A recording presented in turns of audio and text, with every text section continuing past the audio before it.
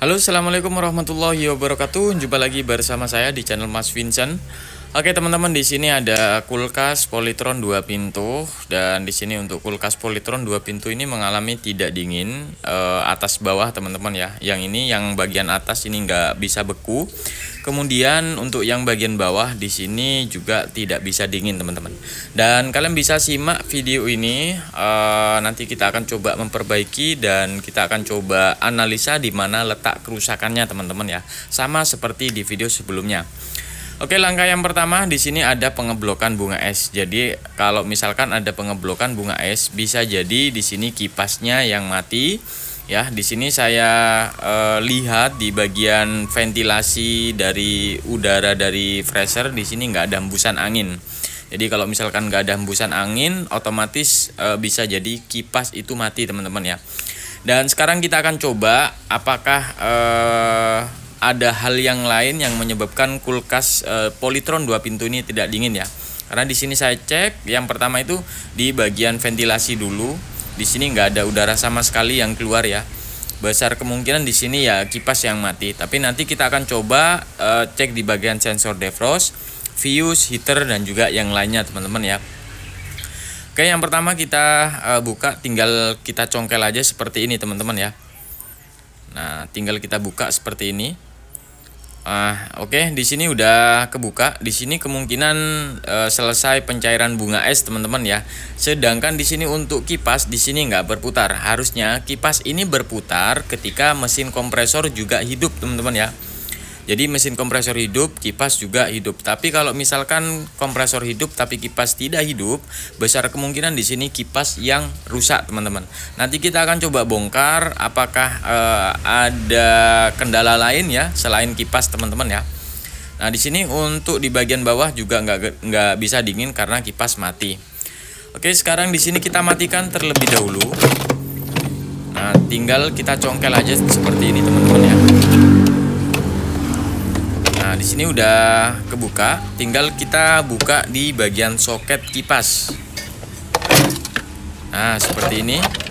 Nah, kalian di sini perhatikan di sini teman-teman ya. Jadi kalau misalkan udah lama pasti gumpalan es banyak. Kemudian di sini untuk kipas, di sini untuk kipas ya. Di sini untuk kipas, di sini udah gosong, udah rusak ya. Jadi perlu kita ganti nih. Ini sekitaran harga sekitar 80 ya, ada yang sampai 100 macam-macam teman-teman ya. Tapi kalian kalau mau membeli ya pastikan dulu angkernya kecil ataupun besar teman-teman. Nah, ini udah ciri-ciri bahwa kipas ini rusak teman-teman ya. Dan yang menyebabkan kerusakan dari kulkas Polytron ya memang dari kipasnya yang nggak berputar. Oke, jadi di sini selain kipas kita lihat juga teman-teman ya, kita cek apakah di bagian sensor defrost ini mengalami kerusakan atau tidak ya. Kemudian di bagian fuse pastikan nggak ada masalah. Kemudian di bagian lubang pembuangan di sini harus lancar. Kalau nggak lancar nanti bakalan ada pengeblokan. Jadi wajib kita cek ya semuanya, mulai dari kipas, sensor defrost, fuse, heater, dan juga yang lainnya. Itu wajib. Karena nggak semua kerusakan pada kulkas 2 pintu yang tidak dingin itu terletak pada kipas yang mati saja ataupun di bagian sensor defrost saja yang mati teman-teman. Bisa jadi kerusakan terletak di komponen yang lainnya teman-teman ya. Oke, jadi di sini saya akan coba mengganti kipasnya terlebih dahulu teman-teman ya sebelum memasang ya, karena di sini untuk sensor defrost di sini masih baru, kemudian fuse juga nggak ada masalah, heater juga nggak pecah, kemudian di sini overall semuanya nggak ada masalah, tinggal kita mengganti kipas saja teman-teman ya. Oke, jadi di sini udah saya belikan untuk kipas yang rusak seperti ini. Ini contoh kipas yang udah rusak, ini rata-rata sekitar 100 lebih teman-teman ya. Dan ini saya beli itu seharga 85.000 teman-teman. Nah, di sini pastikan untuk angkernya ini kan kecil teman-teman ya. Kecil, ada juga yang besar. Kemudian di sini kan diameternya ya. Ini lebih gede untuk yang bawaannya selain yang saya beli ini teman-teman ya. Tinggal kita ngasih karet ataupun kita ngasih dudukan lagi teman-teman ya, karet lah di bawahnya supaya pas teman-teman ya. Oke, sekarang kita akan coba tes kipas. Nah, di sini sebelum kita memasang, kita pastikan dulu ya, kita tes putarannya kipas ini ke kiri ataupun ke kanan, teman-teman. Karena jangan sampai salah. Oke, di sini saya coba lepas. Nah, di sini sudah saya matikan. Di sini kipas berputar itu ke kanan. Harusnya di sini kipas berputar ke kiri, teman-teman. Kalau misalkan putarannya kebalik, maka nggak ada hembusan angin yang keluar. Malah dia akan menghisap udara dari dalam freshernya, teman-teman. Jadi seperti itu. Oke, jadi sekarang kita akan coba balik.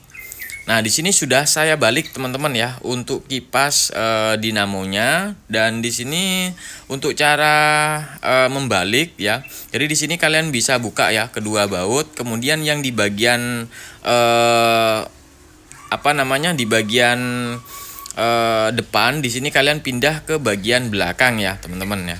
Jadi ini posisinya ada di belakang, kemudian yang belakang kalian pindahkan ke bagian yang depan supaya putarannya itu awalnya ke kanan itu malah ke kiri, teman-teman ya. Jadi seperti itu. Jadi nggak semua kipas itu putarannya ke kiri ataupun ke kanan.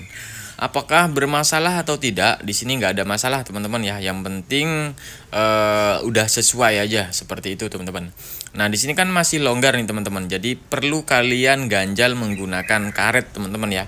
Karet ataupun solasi nggak ada masalah ya, karena diameter itu lebih besar yang bawaannya, teman-teman ya. Oke, jadi sekarang kita akan coba pasang kembali ya. Di sini kita paskan untuk soketannya, baru kita lakukan pemasangan kembali, teman-teman. Nah, seperti ini. Oke, jadi di sini udah kita nyalakan, teman-teman ya. Nah, di sini untuk kipas sudah berputar, teman-teman. Artinya kipas sudah berputar, kemudian embusan angin udah keluar ya, bukan menghisap, teman-teman. Kemudian untuk mesin kompresor di sini juga sudah hidup. Pastikan semuanya normal baru kalian ganti partnya. Jadi jangan sampai asal ganti saja seperti itu, teman-teman ya.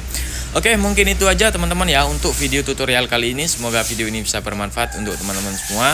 Jangan lupa untuk like, share, dan subscribe. Dan jika teman-teman ada pertanyaan, silahkan tulis di kolom komentar. Insya Allah pasti akan saya jawab. Assalamualaikum warahmatullahi wabarakatuh. Sampai jumpa di video selanjutnya.